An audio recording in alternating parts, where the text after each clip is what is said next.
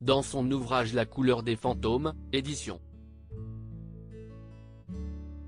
Talent Édition, Jean-Jacques Debout se livre à cœur ouvert.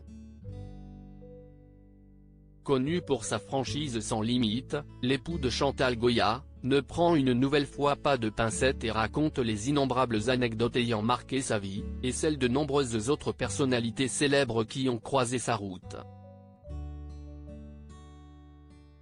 Et si l'on apprend que Brigitte Bardot était incapable de s'occuper de son fils, selon ses mots, on découvre également les coulisses de sa surprenante brouille avec Sylvie Vartan, qu'il a tant aimée. Jean-Jacques est un traître, aurait signifié la chanteuse. Je voyais beaucoup Sylvie à l'époque, raconte Jean-Jacques Debout qui était un des plus fidèles amis de Johnny Hallyday.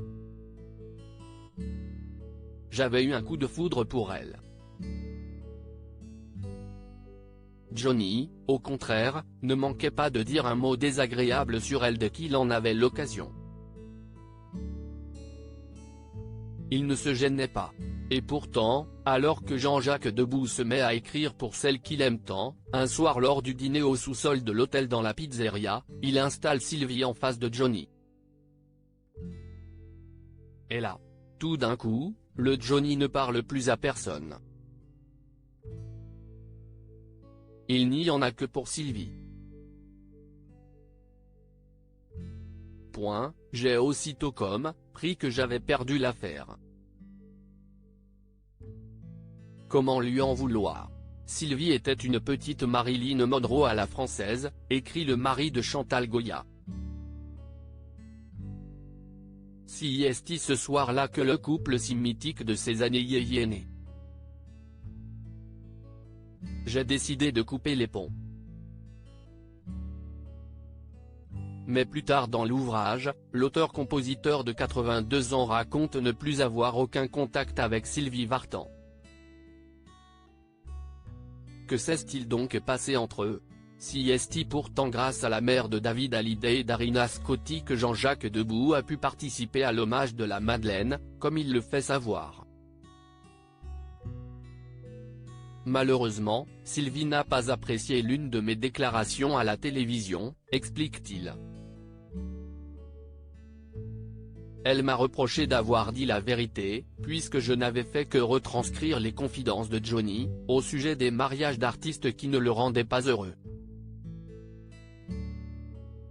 J'avais expliqué que Johnny aimait le fait que Laetitia soit tout le temps auprès de lui, contrairement à ses précédentes compagnes, Sylvie qui était chanteuse, Nathalie Ebaye qui était actrice. Des propos qui n'ont pas plu du tout à Sylvie Vartan, à en croire ce dernier.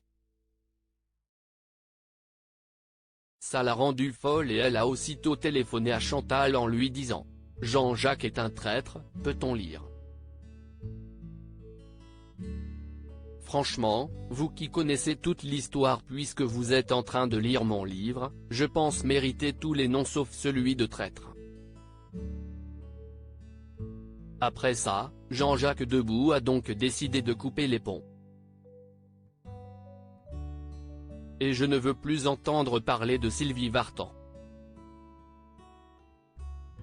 Je ne veux même plus écouter les chansons que je lui ai écrites.